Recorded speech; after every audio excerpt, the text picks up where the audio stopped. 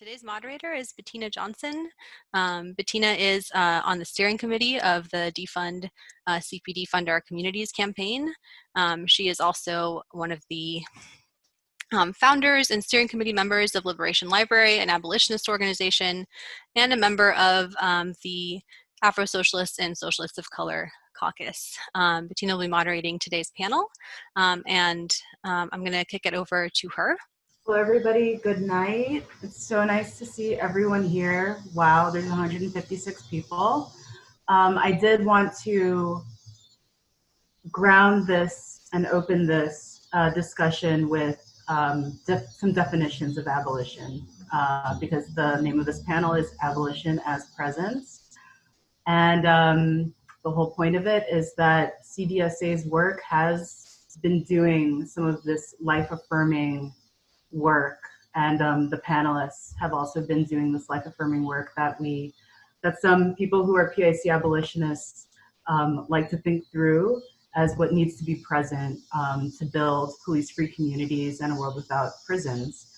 And so I definitely want to open this by grounding through the words, expertise, and knowledge of people who are incarcerated. And that's where a lot of this theory comes from, right? When we talk about the prison industrial complex and the abolition of it. And so I want to share Abolition in 6 words from a zine called In the Belly. And this is from volume 2. It's edited by Stevie Wilson, and it's for and by incarcerated people, comrades, and their families. And so one of the definitions that Stevie shared that was sourced collectively, one of them was nobody left behind, everybody cared for, as a definition in 6 words of what abolition is. And to be transparent, of course, the title of this panel is rooted in a Ruth Wilson Gilmore quote, which is, "Abolition is not absence, it is presence. What the world will become already exists in fragments and pieces, experiments and possibilities." And then I also want to uplift Rachel Herzing, who is not quite a founding member, but an early member and a builder of critical resistance, and what she has to say. So she says, we need to understand freedom as a process rather than a specific action or stopping point. We need to struggle to win our freedom and then struggle to maintain it. For Black people, some of the biggest obstacles to our liberation are surveillance, policing, criminal sentencing, and imprisonment.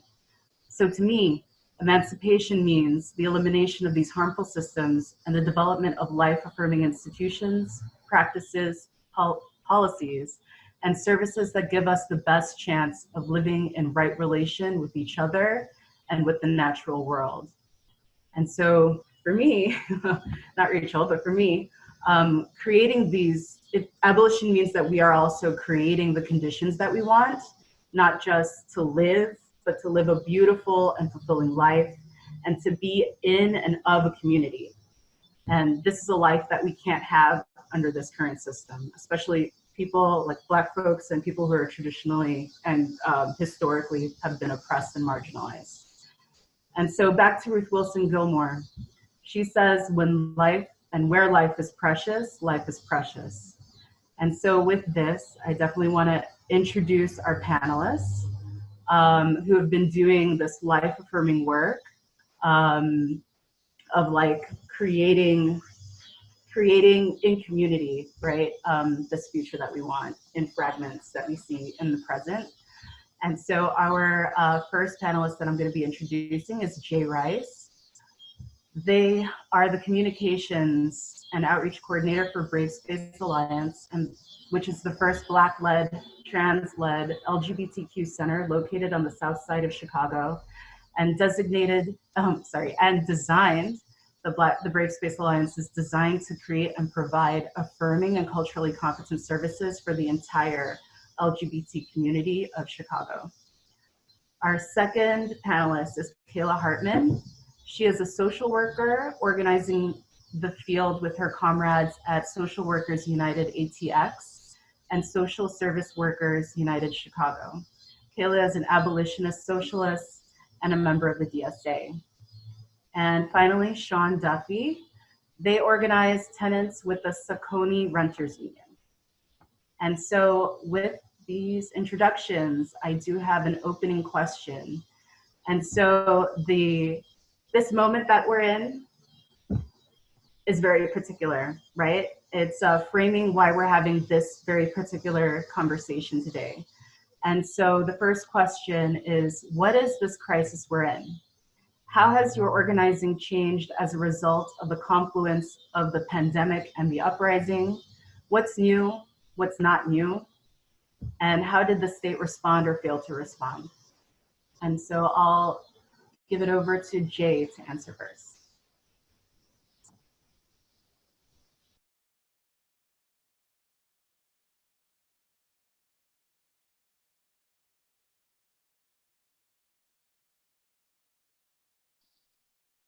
There we go. Okay. Hey everyone, really glad to be here. My name is Jae Rice. I am it's hard to sometimes pinpoint what I do, but I am in community outreach and I am the communications coordinator at Brave Space Alliance. Okay, I'm gonna try to remember all the parts of that question. So what is the crisis we're in? That is a really hard question to answer. I mean, we're in a social crisis, we're in a racial crisis, we're in a housing crisis, we're in a food crisis. We are in literally right now, we're existing in every single crisis that can be going on. That is what we are being forced to exist in. We're in a pandemic. We're in a health crisis. So when it comes to the organizing that we do at Brave Space Alliance, everything has kind of shifted, right? Because Brave Space Alliance at its core is an LGBTQ center. We are not an organizing group or anything like that. But when you find society in crises such as this, and you think about who's mostly affected, right? Who's mostly affected by COVID, who's mostly affected by brutality, who's mostly affected by any of these things, it is Black people, it is brown people, and then it is the LGBTQ counterparts of those Black and brown people. So how we've responded is in this way of stepping up, so to speak, to use our network in the most beneficial way possible, to allocate resources, actual, tangible, culturally affirming resources, and being able to distribute those in very intentional ways. So even pre-COVID and pre that particular crisis, we had mutual aid. We had a lot of mutual aid that we were doing. We had different support groups. We had mutual aid that was focused around HIV prevention and things of that nature. After that, we literally created a crisis pantry out of that need, out of that COVID crisis, and ended up feeding over 15,000 people in the first 3 weeks. So it turned from, okay, we're this LGBTQ center, we're here to provide direct, culturally affirming resources to folks, but now everything is shut down, and the folks that we help and the people in our communities are now the greatest affected. So how do we now transfer what we've been doing in real life and make that something that's tangible and, again, culturally affirming to the folks who need it the most? So that kind of birthed our crisis pantry, which we just made a permanent fixture because with doing that and with doing different food redistribution and things of that nature, we became the only LGBTQ-led crisis pantry in the Midwest. So that's not something that we can just stop doing, right? That's something that's not permanent at BSA. Other things that look different. Mutual aid looks different, looks completely different when you're in racial uprisings, right? It goes from support groups to jail support, right? It goes from different housing and security groups to, okay, there are people who are protesting on the street, down the street from our office. We now need to open up our space, literally. We need to literally open up our space. We need to literally stop cops from coming in, and we need to support folks who are out here fighting at that boots on the ground type liberation. So again, we turned from just an LGBTQ center to now kind of a beacon of resources for different actions and protests and things like that. So personally, we're involved and we sponsor a lot of protests, right? Even with us not being an official organizing group, we sponsor a lot of things. So that looks like providing those street medic networks. It looks like providing the resources that we've allocated throughout the week, Gatorade, and we get some of the most interesting donations to portable IVs, right? So because we're able to get portable IVs sent to us, that's something that we're able to give to the street medics who are there when, quite frankly, when the folks are getting their asses beat. Not only that, we're there on the ground, in person. We're speaking at these rallies. I'm speaking at them. I'm getting my ass beat. And we're there as sort of like, I kind of try to keep away from calling myself an organizer, even though that word has been thrown around a lot for me. I'm more like a protest uncle. You know, like I come in and I'm like, do y'all have water? Y'all got bullhorns? Okay, y'all got medics? Did y'all call the legal observers? That's more so like my role, but I've been kind of thrown into this, you're an organizer and we need you type role. So it's been interesting. So again, it is this concept of turning from like an LGBTQ center to, oh shit, we're boots on the ground with our comrades. We're out here, we're getting pepper sprayed, but we also have access to a lot of Gatorade and Band-Aids and stuff. So like, hey, let's do that. So I think that's how we've kind of transitioned post and pre crises. Thank you, Jay. Kayla. Hey, also really excited to be here. My name is Kayla. I use she, her pronouns. I am a social worker, and I'm kind of here to talk about labor in this moment. I'm also a mutual aid person. I'm going to try very hard to just stick with like talking about social work and labor, but there's a lot of weird social work stuff going on right now. So I guess, most of my career has been, I went to, University of Chicago School of Social Services, and joined the field. I was a very excited, energized young person who was like an abolitionist, who's a communist, who was like ready to like, you know, from the inside, I was so aspirational. And what I did meet was a lot of other people that were aspirational.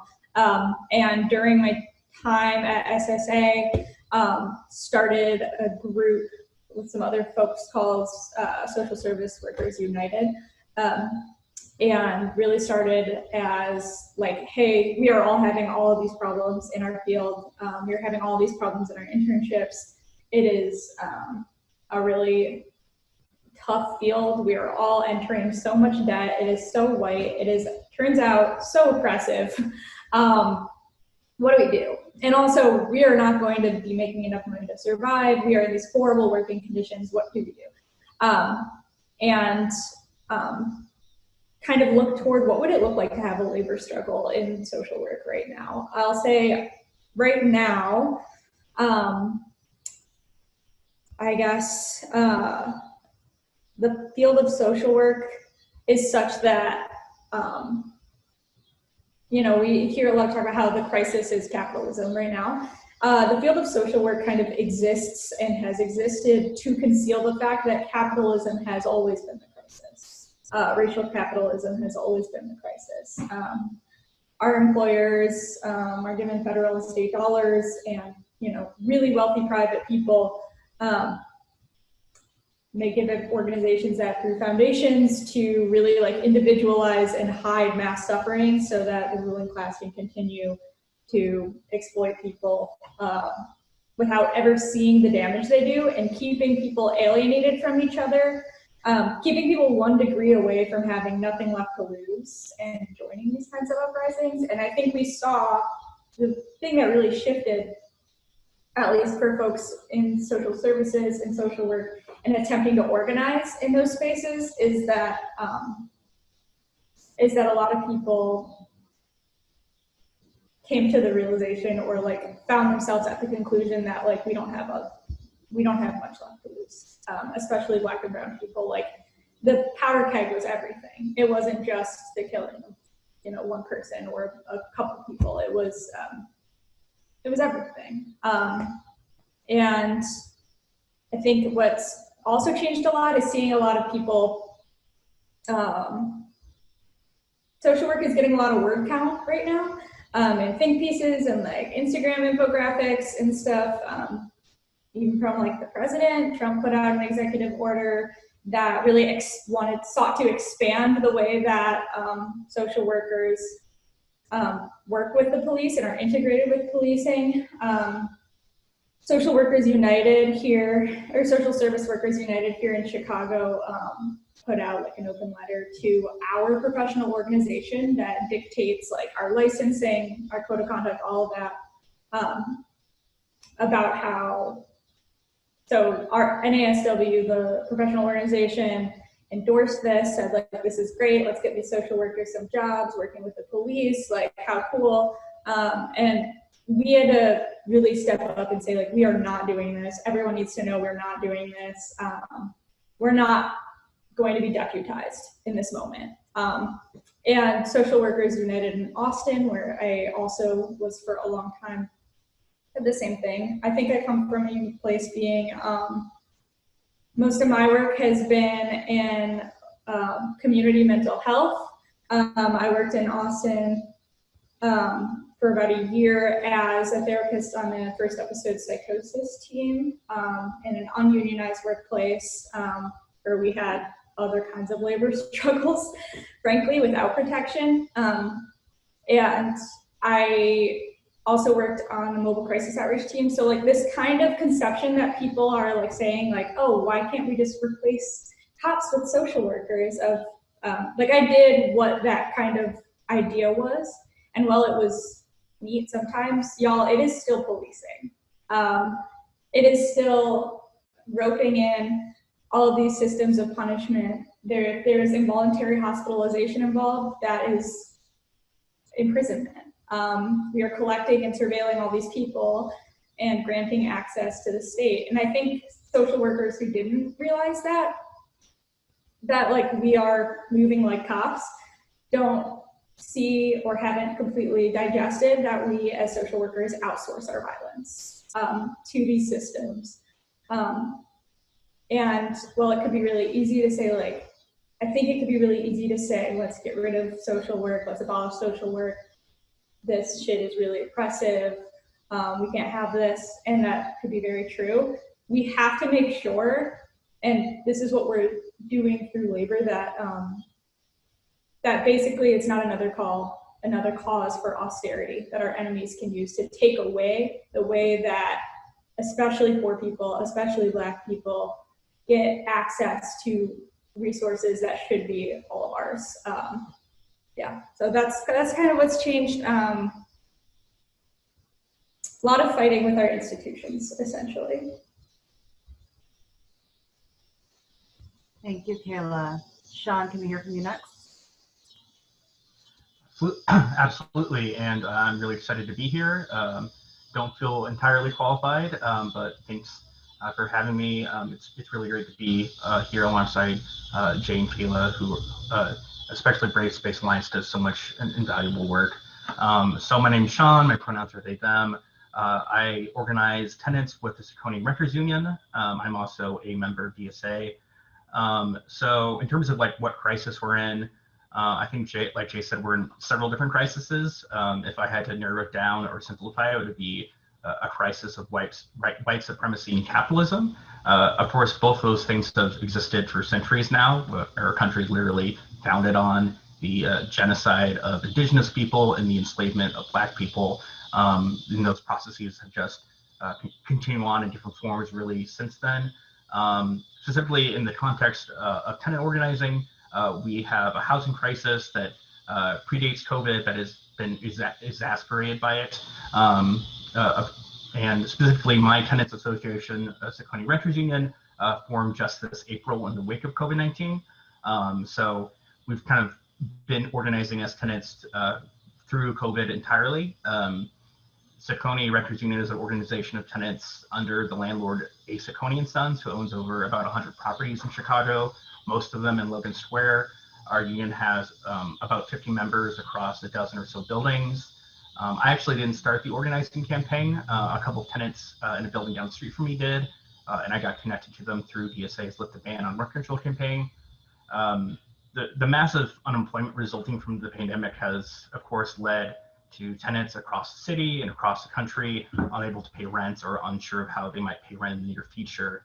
And even though there's a moratorium on rent or on evictions rather in Illinois that the governor has kind of extended month to month from over the year, and even though the CDC of all places has recently announced a nationwide eviction moratorium through the end of the year, we're still seeing harassment of tenants by landlords, including legal lockouts here in Chicago. We're seeing people struggling between choosing to pay rent or choosing to put food on their table. And the relief provided by the city, by the state, by the federal government for tenants and homeowners alike has been entirely insufficient. This is true for all forms of COVID relief.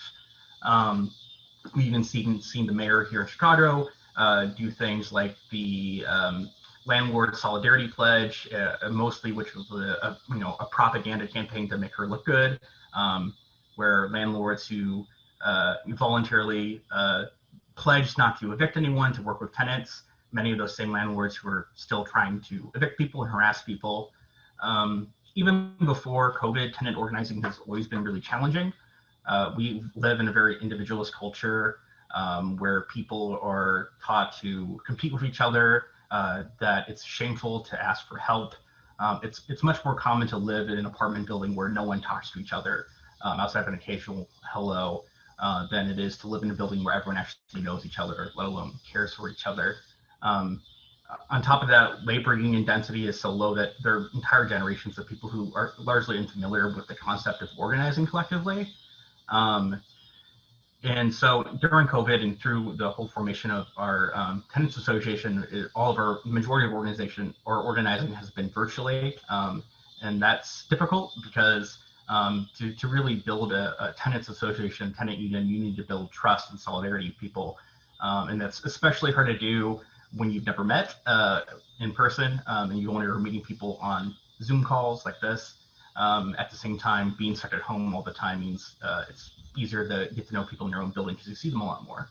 Not long after tenants under Saccone started organizing, just a couple weeks after, I think, George Floyd was murdered by police in Minneapolis, and the uprising against police, as we know it right now, began in formal. There's a clear intersection between policing and housing displacement, and that it's the sheriff who makes evictions happen. But even more broadly, we know that the primary function, or one of the primary functions of police in Chicago, is to enforce lines of racial segregation. The state ultimately doesn't see neighborhoods as communities; they see them as portfolios of budding wealth that must be protected by force from any sort of external devaluing. Anyone who doesn't look like they belong in a neighborhood will be targeted. They're targeted, of course, across the city, but especially if you're a Black person in a majority white neighborhood, the police will target you because they see you as a threat to that budding wealth, to those portfolios of buildings and such. This intersection was made especially clear by our landlord. A pair of tenants who moved in on June 1st put up a large banner in support of George Floyd and Black Lives Matter, and our landlord demanded that they take it down because they were afraid that our building would be, quote, targeted for vandalism because of that. Ultimately, there are a lot worse landlords out there than mine, but they are a landlord. We have an objective relationship to them as tenants. They get about a third or a half of our paychecks every month in the form of rent. We are not their customers. We are not their neighbors. We are revenue streams. And they will really never be able to view tenants as anything more than that. The lives of our members, Black lives, brown lives, trans lives, disabled lives, will never matter to them like their property does, which is why tenant organizing and building community amongst tenants is so important. And I think it's been crucial, especially during this crisis. Thank you so much, Sean. And so, yeah, so this panel discussion is about defunding. A part of it, the framing is defunding the police. And so with your response, Sean, thank you so much for uplifting how the police show up, right, in when it comes to housing justice issues, and actually show up in framing, not even framing, but like actually shaping our neighborhoods and our ideas of communities.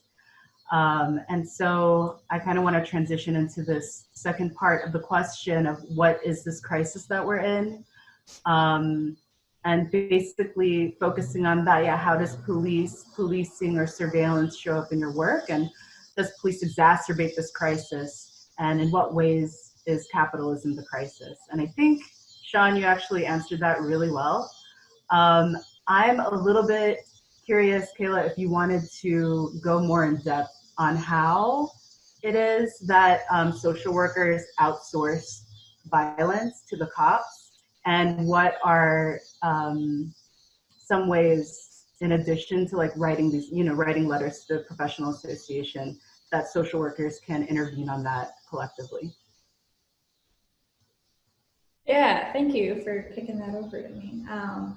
So the ways that I think that a lot of social workers can go through their careers, it's possible to kind of delude yourself and go through your career and continue to have this even like somewhat progressive liberal narrative of like, oh, well, I walk into like a house with a clipboard and khakis, and like I never, get like attacked or violent or anything like that. And that's really, we're really not just walking in with a clipboard, right? We're walking in with the authority of the state to decide who is ill, to decide who is well, to decide who's disabled, to decide who is worthy of assistance and who is not, who is like the unworthy poor, undeserving poor. And we're collecting a lot of information on people. I would say that I have never worked for or with inside a prison or inside a punishment system, but I have worked for the county mental health, it's called Mental Health Authority, which is like a large community mental health space. And for example, like I could go about my work going to people's houses and providing interventions and therapy without ever realizing the web of the state that people are being tied up in. So for example, and like my role in it, right? So for example, there was someone that I was working with for months, and I wasn't told for months until I kind of found something that was a discrepancy. To be clear, I can't say too much because of confidentiality. And not even because it identifies a person, but because I wouldn't do that, but because like we have a hard time speaking to as social workers without getting in trouble, losing our licenses, all that kind of stuff. We have a hard time speaking about situations within the bounds of that confidentiality. But anyway, I was working with someone for months without knowing that their probation officer had access to and could otherwise like make available my case notes on that person so that they were able to see if she had been using substances because she was mandated, and she was originally brought to our unit, was referred because of psychosis, but like, for example, was there mandated as part of a diversion program instead. And I want to make clear to you that like there are some really amazing organizations, nonprofits, for example, Rape Space Alliance, but not every person can work there. Like not every social worker can work there. And we also can't leave, like those of us who work in these like weird state systems and things like that we can't leave the people in the dust that are in those situations. We have to fight to get cops out of our crisis centers, right? And instead of like fight to, one of our like one piece that we work on is in these like crisis, these pushes to get like social workers involved in crisis care instead of police. Like let us be in the van with EMS, right? Like let's not have us tied up with police. There's no reason to do that if you're gonna have us at all. I think too, people don't understand that these for example, like you may have seen these infographics saying like alternatives to calling police. Those can be helpful, and I wouldn't say that those resources are bad, but like looking through them, I think if you talk to social workers, they'll say like, those people call the cops, those folks are tied up with like justice, punishment systems. There are police in the lobby there. They will, they will involuntarily hospitalize. You need to know these things if you're calling all alternatives. I think we also should talk about eventually like how there is no alternative to police. They are the only body that really functions in how they do. But if we're talking about those lists, we're still getting the state involved, getting police involved, but we are also not learning those skills for ourselves and we're continuing to normalize, like you wait until the absolute point of crisis. And that is carceral mindset of like, we ignore each other. We act like each other's problems don't exist. Maybe you call the cops on people, maybe you don't, but like you wait until it is an absolute crisis, until someone is screaming in the middle of the night, and then call someone to go deal with that.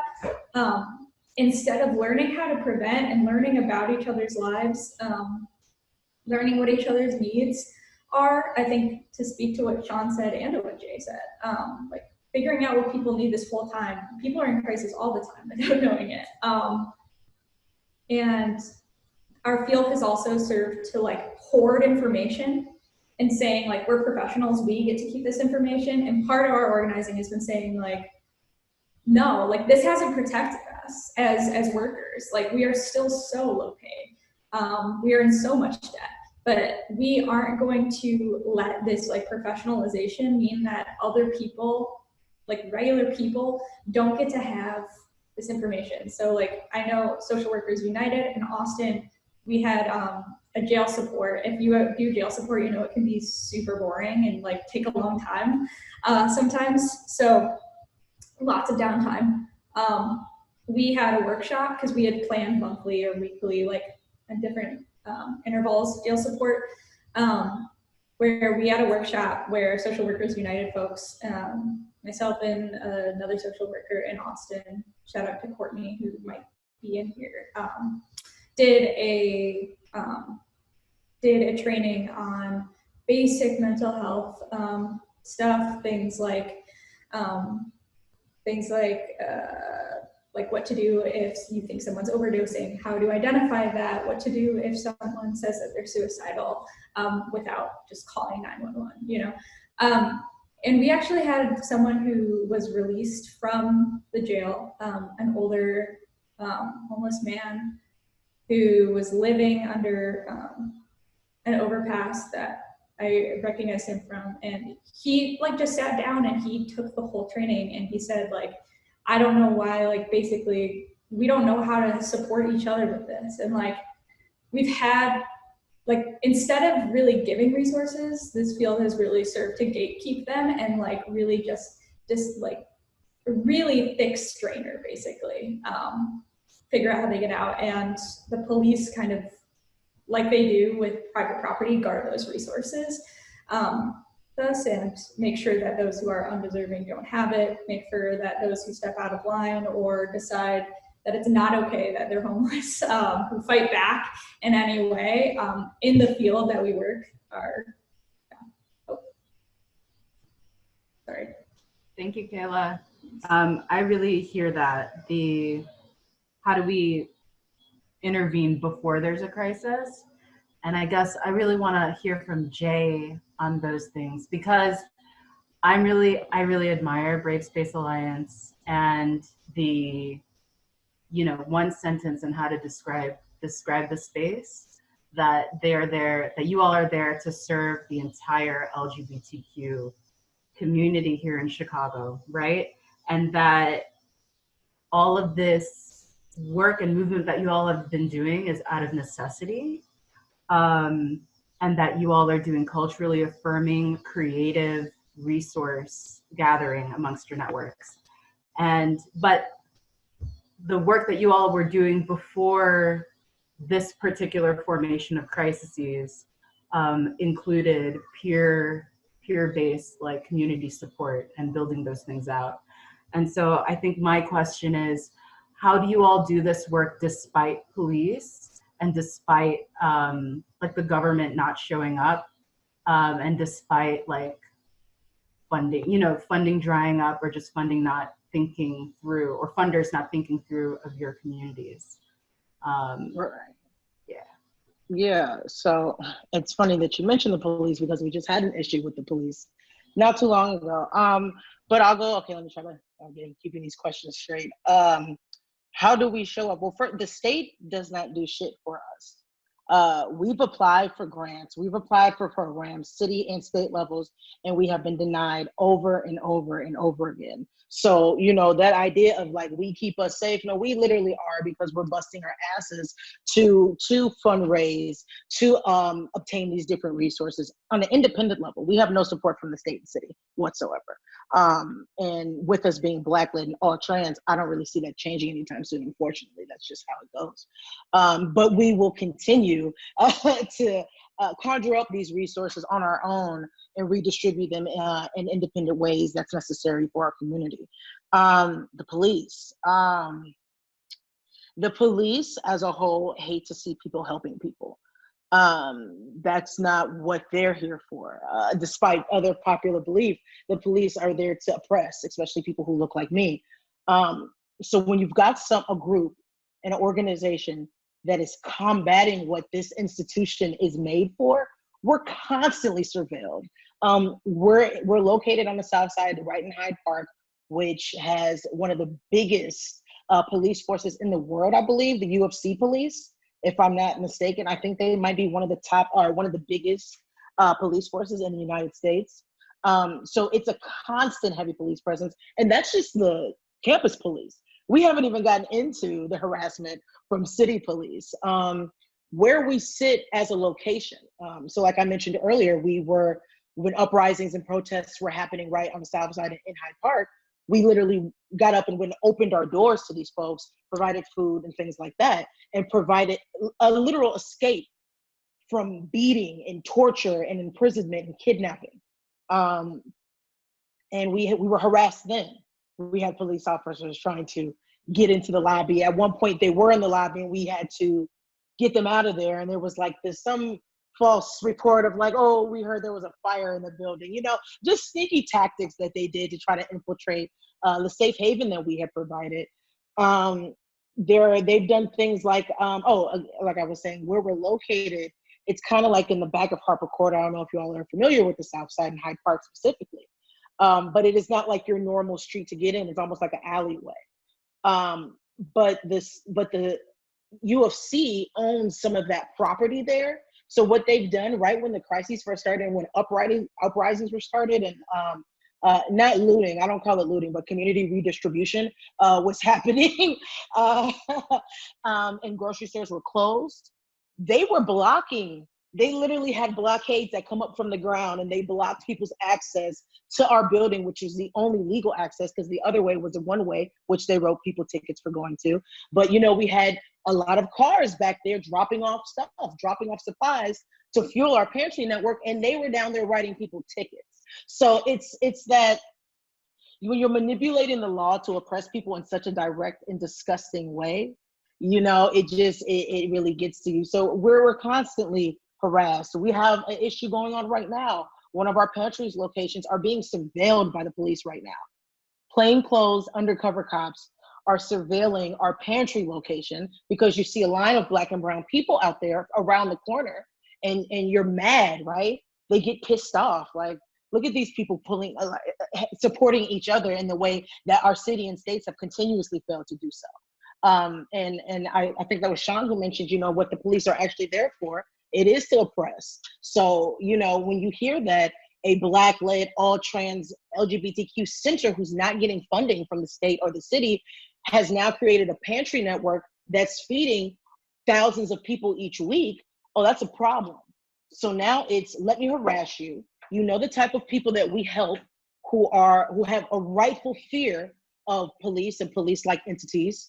Now you're intimidating them. Now you're intimidating them and stopping them from getting food and surviving. So it's been a real disgusting display by the police and by Lori Lightfoot, really, as an attack on our organization, as we literally are out here trying to just feed people. We're not even getting to the other sides of like our mutual aid. We're just fulfilling like a basic human need, which is people need to eat. We don't have jobs. It's a fucking pandemic. We need to feed people, right? And we're being surveilled. And that's highly triggering. That's triggering for me, for someone who's been at these protests and have been surveilled independently. And that's the other thing, right? They show up at protests. They follow us home. They follow us to our cars. They shout shit out to you.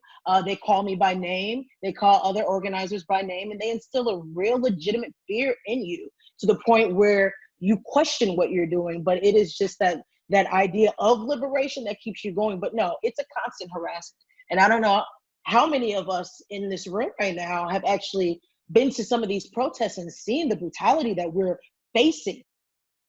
We're getting our asses beat. We're getting poisoned. In the way that tear gas interacts with people who are already hormonal compromised, like members of the LGBTQ community, is affecting us differently. So yeah, it's the constant surveilling, it's the constant intimidation that we face, it's the constant, a lot of other things that we're dealing with the police right now. But again, and going back to the other question, we don't have any support from the state. So because of that, and because we're doing this in spite of that, I think that's like an extra kick in the face to systems that were never meant for us in the first place. Thank you so much for Jae, and I feel that extremely deeply. And thank you for bringing that into this particular space. And so that really transitions super well into this next question, which is, you like what Brave Space Alliance is doing now with the Crisis Pantry and with this mutual aid network is addressing material needs, right? And so I'm really curious about, like, when we talk about abolition and we're talking about police-free communities, like, harm will still happen in police-free communities. Like, how do we do this care work? How do we do, like, we got each other type of work, right? Without harming, like, it's not without harming, because harm will happen, right? Harm will happen, but how do we build up, like, these communities of accountability in these spaces that are, like, that we are cultivating despite the police, despite surveillance, despite, like, the state trying to jail us and kill us, basically. And so with that question of, you know, communities of accountability, I'm also really curious about how do we keep each other safe? There are funded ways of doing that, and then there are things that could never be funded, right? If it's by the state or even by, like there are things that we need to do personally, right? To show up for each other and to keep each other safe and to be accountable to each other. So I'm really curious about what Brave Space Alliance's thoughts are on that, or like what work y'all are already doing. Yeah, I don't know. I guess genetically, Black people are abolitionists. And when we're talking about safety at its core, access to resources perpetuates safety. So when we're thinking about, oh, well, what's going to happen? I mean, Black people, we've been policing our own communities for hundreds of years. So the input that we need from outside sources is irrelevant, in my opinion. Like, we've been doing very well. It wasn't until the presence of police in our communities, which perpetuated this intra-community violence, right? You look at gangs. Gangs at their core are mutual aid groups. That's what they started as. That's what they can get back to being. But when you look at the history of things like that in the Black Panther Party and things of that nature, we've always been able to sustain ourselves. It's the lack of the support for that sustainability which begets violence in our community, right? That is perpetuated by state-ran entities like the police. But I mean, Brave Space, I guess the idea has always been that we do keep us safe. We're able to provide different resources. So for instance, we have our one of our mutual aid programs is a housing and financial stability group. We just brought on a lawyer to that group. So there's the resources, right? So instead of going to different state and government funded resources, we have these resources. We're going to teach you how to not only fill out a lease or what to look for, but we'll help you in certain particular ways get that and acquire these actual tangible resources. So I don't know. I almost can't even think about Black people not taking care of themselves and each other. That's the only way my mind is even set up. So because those are the communities that are most at risk, and those are the communities that are most highly policed. Logan Square is just fine. You know what I mean? Wicker Park, Lakeview, they can police themselves. They're fine, right? They don't get that huge police presence. But, you know, that's kind of where we're at it with BSA, is that we've always taken care of ourselves. So this really isn't anything new. This is just modern and culturally affirming, which is really the key. And I think that's one of the things that we try to work hard at Brave Space Alliance, is making sure resources aren't just allocated, but that they are culturally affirming. So when you add that part in, there's the safety part. You know, we're not an organizing group, which, Sean, I'm kind of feeling you on having like imposter syndrome of even being here, but we are LGBTQ Center. We have things like lockers that are able to help with homelessness and things like that. Our renovations that we're actually raising money for now, shameless plug, we are raising money for a building. We have a building campaign going on, and that's to make our building more culturally affirming, right? So instead of when there's a homeless person, especially of the LGBTQ community and Black and Brown community, and instead of them getting the police called on, you can call a Brave Space Alliance. You can call us. After COVID is passed a little bit, there will be the resources that literally people use 911 for. You will be able to call Brave Space. That is the idea of being an LGBTQ center and being resources for the entire LGBTQ community and adding the entire community as a whole. Because right now you don't have to be gay or trans or anything like that to get food from us. So this isn't just, you know, and that's the other idea from that I actually find so uplifting, is that we are an LGBTQ center, but right now we are not focused. There are no lines right now. There are no lines. There's us and there's capitalism. That's the line. So yeah, I think when it does come to that safety aspect that you're asking about, we will be putting all of these measures in resource to actually discourage folks from calling the police, especially on Black and Brown LGBTQ folks. I really love that. Thank you so much for subverting the question itself. I totally agree that we need to transform the conditions, and that requires material resources and like what you said, lockers, and like a place where you can charge your phone if you're unhoused, right? Like we just need these things that are relevant for people that are going through it, instead of us assuming what folks need. Like we just need to respond to what people say that they need. Absolutely. And so like the thing that I'm hearing too is that Brave Space Alliance is thinking through community care and what that means, right? And Kayla was talking about how social work as a field gatekeeps knowledge, gatekeeps resources, and is literally acting as like a surveillance arm almost for the state. And so I'm kind of curious too, like, and Sean, I swear we're gonna get back to you. But Kayla, I have another question for you too, just transitioning from this, especially around this funded versus unfunded alternatives to policing, and where social work can slot into that without deputizing social workers as cops.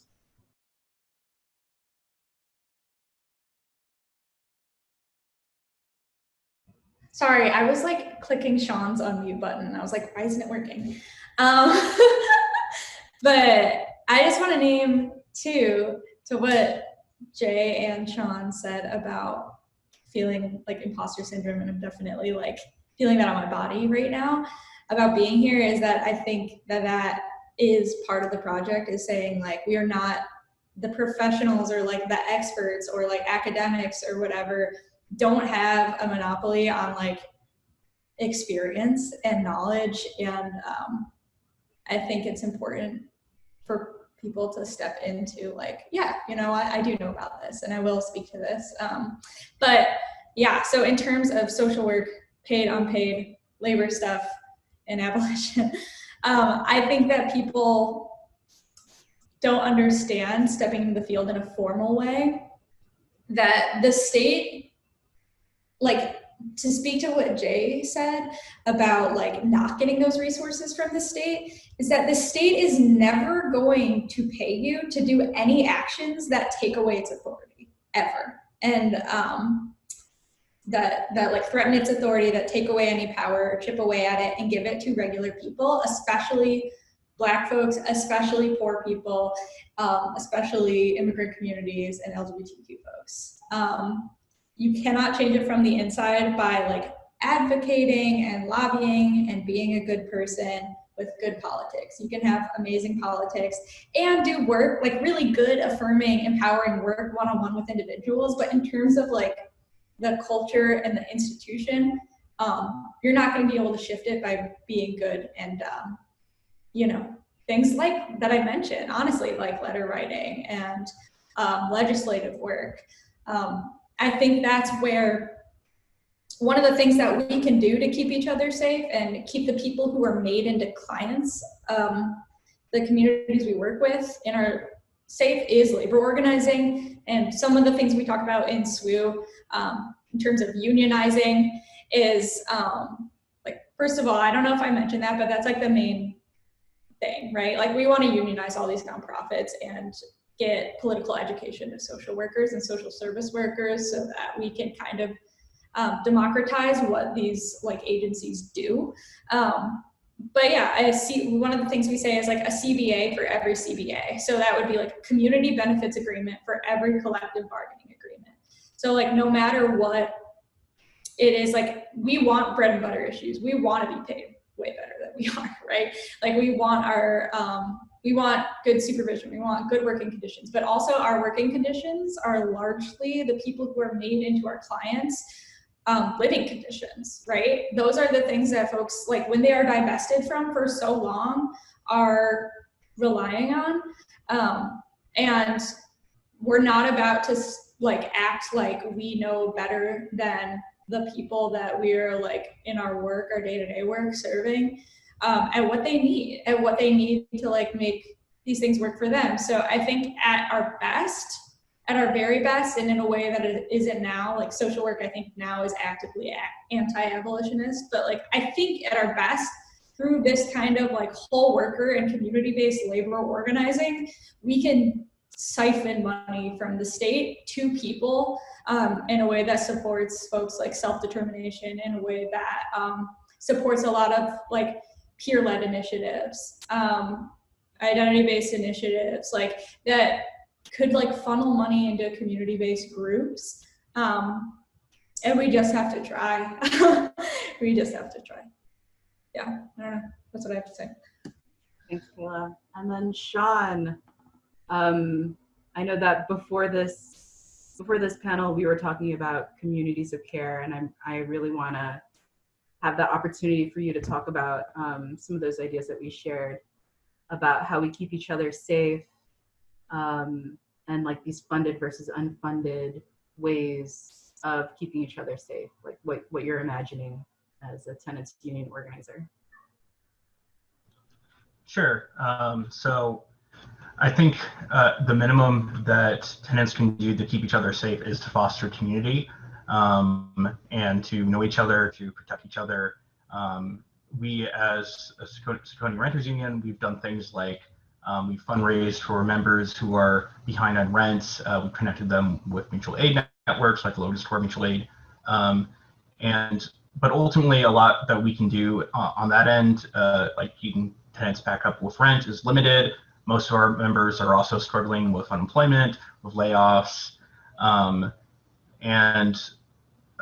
what we do have is our collective association as tenants, and the fact that I think, as I was saying earlier, we are at the end of the day a revenue stream for a landlord, and that if we see ourselves as being related to each other, if we see ourselves as being inherently bound to each other because together we are all paying the same person on the first of the month, that can lead to actual collective power, whether that's working as a union to just shame a landlord, or to, on like a maximum level, collectively deciding to withhold rent. And I think that kind of community care is especially important when harm does happen. And so, like, for example, I think what Kayla was saying earlier, if you hear your neighbors in a screaming match, or they're literally brawling, I think most people generally think they have two options. One is to do nothing, which probably was what most people do in that situation, or to call the police. And I think the reason they see those as the only two options they have is because they really don't know their neighbors. They really don't have a sense of the people around them, and they don't really want to. They see their neighbors, other people generally, as people who they're competing with for resources, people who they should be afraid of.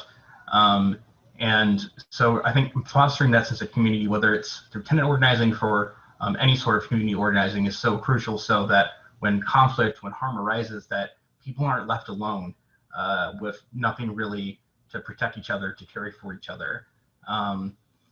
There's been tenant organizing and rent strikes as long as there's been rent, but I think it is important to note that in the context of modern American cities, especially, the largest wave of housing organizing and tenant unrest we've seen was in the 1960s and the 70s, organizing that was led by Black people, particularly Black women, against rising rents and crumbling infrastructure in private and public housing. For example, in St. Louis, and I mentioned St. Louis because I'm from there, there was a large public housing project called Pruitt-Igoe that was built in the 1950s. They literally demolished Black neighborhoods, put up these large-scale housing projects, and then demolished them again less than 20 years later. Majority of those households in that project in Pruitt-Igoe were headed by Black women who were constantly surveilled by the state. Black women in Pruitt-Igoe who received aid for dependent children. They couldn't have men in their apartments because the state was worried that they would be irresponsible, leading to them having to pay them more money. And despite the fact that the state had seemingly unlimited resources to surveil the bodies of Black women, they cannot find the resources to maintain basic structures for those housing. And so buildings started falling apart, harm started rising, violence started rising. And despite all of that, huge oppression just manifesting in just literally people's homes, Black women in those in Pruitt-Igoe started organize a tenant association, and they came together to build spaces in their buildings for community care, for art making. They cleaned up a lot of the buildings to try and make the infrastructure better. And after a 9-month rent strike, they were able to get demands conceded to them from the St. Louis, I think, Housing Board at the time. Ultimately, it wasn't enough. The projects were demolished and people were displaced, as we've seen with the majority of public housing stock. So I guess my answer is a little bit twofold. We have to organize to keep each other safe and do what we can to protect each other. But as much as we have to organize to take care of each other, we also have to organize, I think, against our enemies, against the enemies who surveil us, who oppress us, who divide us, and try and pin us against each other. Because as much of resources we can share with each other, the majority of resources, the majority of wealth out there is hoarded by the ruling class, and creating a sense of scarcity that it's fake, that it's a mirage that conceals the actual hoarding that is happening. So as much as I think we have to keep each other safe, to organize together, we also, I think, in my opinion, have to organize for power and challenge our enemies directly, and make demands like defunding the police, like canceling rent, like universal healthcare, education, housing, because we have to demand so much more than we're getting right now. Thank you so much, Sean. I love what you were just saying, especially about communities of care as a way of fighting alienation, and seizing power and building that power and recognizing the power in each of us, like as a community. I think that's super powerful realization to come to as you're organizing each other. You know what I mean? As you're like working with your neighbors. And so we are running out of time, and we do have some built-in time for Q&A. But I just want to be transparent. We did have a third super dense multiple question within a question type of question for the panel that we didn't get to, but we're hoping that after the Q&A that you all will stick around for breakout sessions and that you all can have this conversation. I know that Kayla and Sean are going to be sticking around, and I'm also might be in a breakout group with you all. And that question is, how do we collectively organize for an abolitionist and socialist future? And I think that it actually makes a lot of sense that we're going to be talking about this in small groups, and that it's going to be all, involving all of us. And so as we're transitioning into Q&A, I did see a question in the chat about mandated reporting. I know that this comes up a lot if you're a social worker, and so some strategies around mandated reporting. And please, if you have any questions, you can direct them to me in the chat. Okay, so Kayla, take it away. Yeah, so for folks who don't know what that is, just real quick, mandated reporting is a set of laws, especially around child abuse and neglect, that were kind of put into effect in, especially around the 1960s. Basically stating that like it's state to state and sometimes territory, like different regional things, but depending on who you are, you might be a mandated reporter. I know that this applies a lot of times also to like teachers, to different, like sometimes administrative staff of places, healthcare professionals. For us, it means, yeah. And I want to be clear that like it's not just like this outright idea of like abuse and neglect, but a lot of times there's this really great book, if you're into this question, called Shattered Bonds by Dorothy Roberts, and it's specifically about how Black families are torn apart by these kind of laws, by criminalizing especially poverty, intergenerational trauma, all these things, whereas like you might see basically kids who are getting their basic needs met and who are like in loving families, really like ripped apart by the state because, for example, you're supposed to, in different cases, like report if a child says that, they're having sex with someone who's also a child, but they're, teenagers or something, depending where you are. Or if a kid is, wearing clothes multiple times in a week, which is just poverty, right? Or if a kid is home alone for a certain period of time because mom has to go to work, because we have this lack of infrastructure in our world. So like because there's no access to childcare, because like our state would rather go through all of the motions of like potentially imprisoning someone, but also like for something like child abuse, neglect, but also like taking families apart and getting the state involved for, for not having enough money. And so I think around mandated reporting, this is something we talk a lot about. One is create alternatives outside of social work and outside of like professionals. So I'm thinking sometimes reporting is also mandated in certain like workplaces and especially hotlines around like suicide. There are these peer groups called Alternatives to Suicide based out of the Western Mass Recovery Learning Center, where folks can go and talk about suicide openly without worrying about someone calling the cops or being involuntarily hospitalized. You could also go and talk about, there's something called Hearing Voices, which is a peer-based network of talking about psychosis or experiences called psychosis. And to be clear, like they're purposefully set up so that like a true Hearing Voices or Alternatives to Suicide group has no mandated reporters in it. So that's one way you can get around that. Another one that honestly, and I'm unemployed right now, I don't know how, just saying like I'm a communist and telling you to, unionize your nonprofit probably. But another way to do that is like, honestly, I know a lot of social workers, I'll say, that go off of their own understanding of what is harm and not necessarily based on the policies underwritten by, like probably like two white ladies in the 70s. I think this also looks a lot toward like what is carceral feminism, because maybe 25, 30 years ago, starting around then, there's like a big move to a big split in the movement against women, violence against women, of like either involving the police and the state or staying kind of in mutual aid. And you'll see that that has a giant racial divide, like those two directions. So basically, it also makes it, these mandated reporter things make it so that like people, all they have to do is make a phone call and then can just kind of duck out and like continue to be alienated from each other and like each other's problems, and not be like,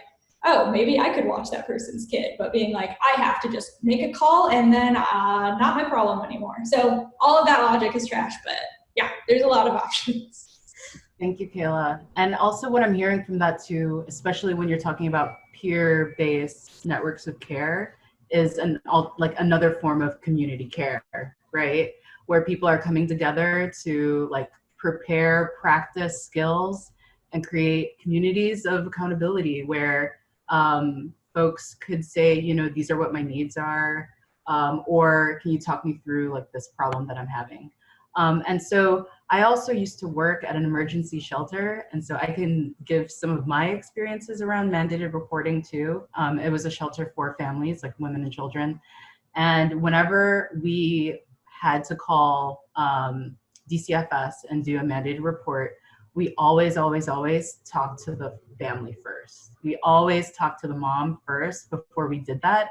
And we were very transparent about why we were doing it. And we were going to be there, with them every step of the way of interacting with the state. And that the point of doing that was to get more resources to actually address this, like whatever the issue is.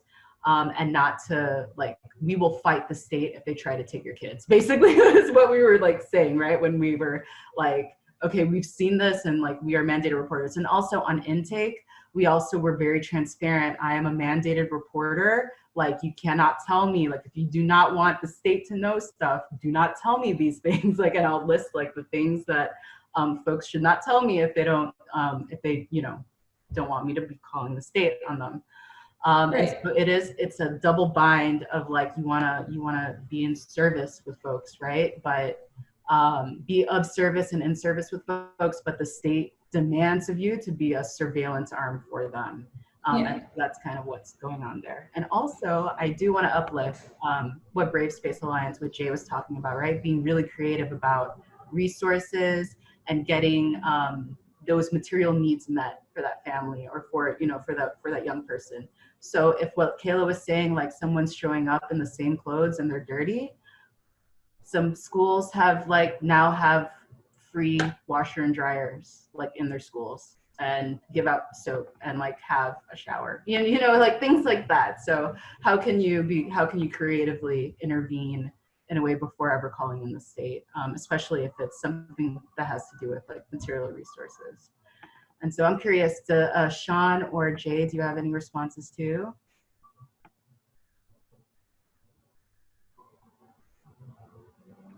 The question was, how are we creatively doing things like that? Well, I am curious, is anybody at Brave Space Alliance a mandated reporter? Not that I know of. Okay, so that's what Kayla was saying, build alternatives where there are no mandated reporters, basically. Exactly. That I know of. We also, most of our mutual aid is also geared towards adults as well. So we have kind of like a little different when it comes to when we're dealing with children and youth. But I guess what you asked was, how are we getting those resources to folks? The idea that we push at Brave Space and is this culturally affirming resources, right?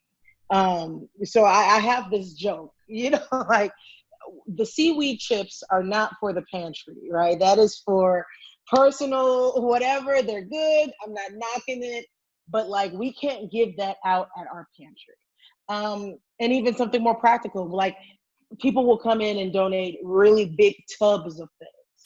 That's not practical for a pantry. So independently, we're just really trying to push this idea of So you ask, how are we doing this? It's through donations, right? It's through that network of donations and social media. Social media is a huge tool for mutual aid right now. That's something we didn't have 10, 15 years ago.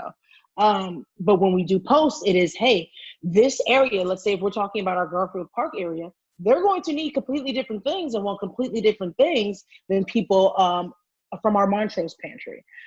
So I guess mainly it's that idea of making people who are able to give and contribute in this way, making them be more accountable and intentional. And that's something that you don't see a lot when it comes to donating a mutual aid.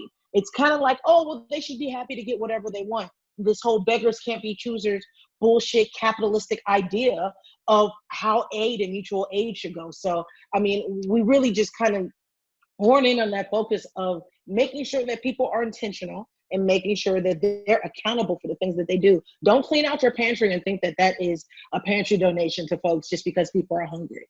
That's an ego boost for you. You know, so we're trying to get away from those type of resources being allocated and being more intentional, because then, I mean, we're able to allocate them in a more intentional way through our organization as well.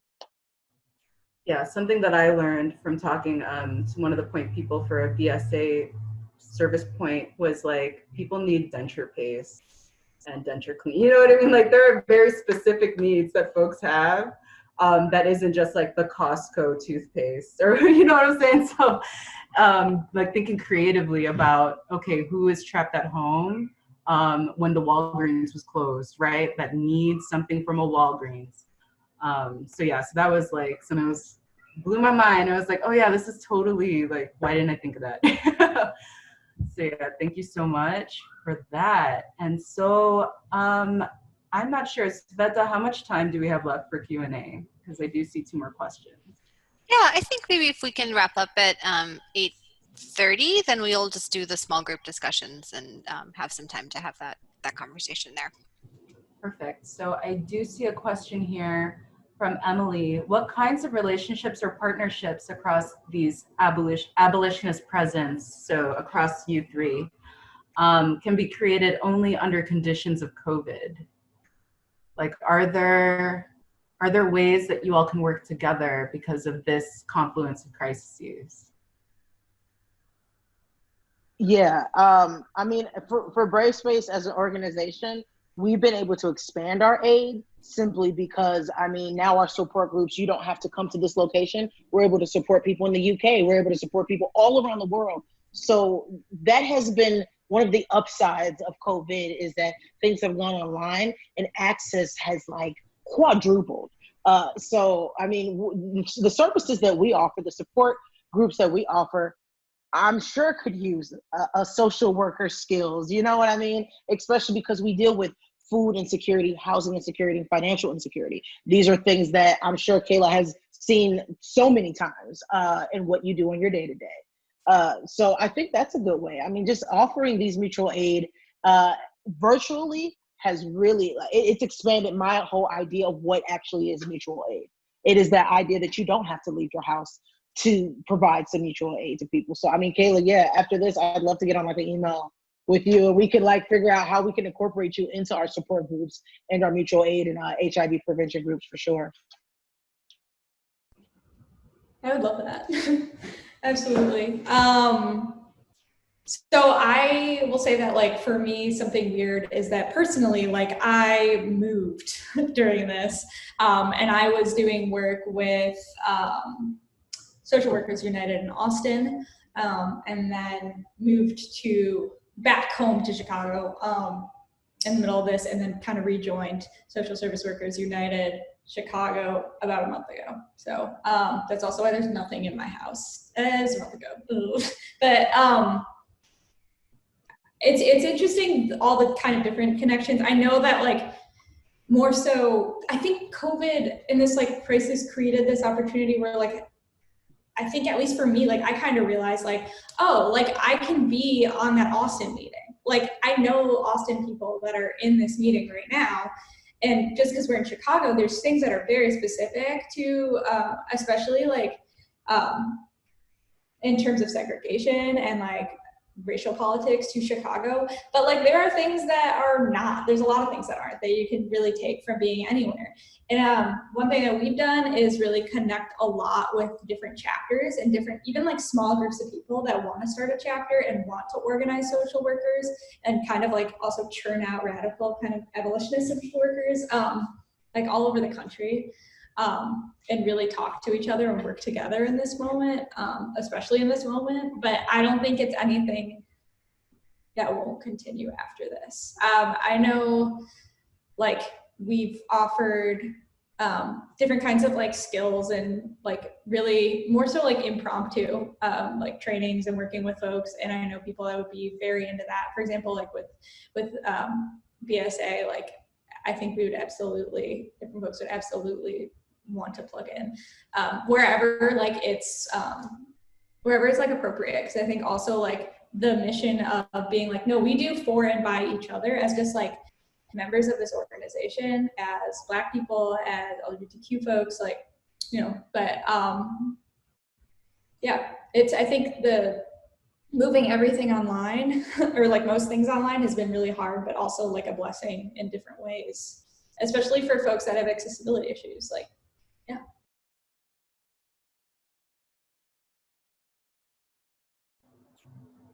Cool. And then Sean, do you have any feedback? I do have one more question that maybe we can squeeze into the 4 minutes that we have left. Why don't you go to the next question? Okay. So this question comes from Jonathan Singer. I'm wondering what the panelists see as the intersection between movements like Black Lives Matters and abolition when Black and brown folks are not universally supportive of abolition.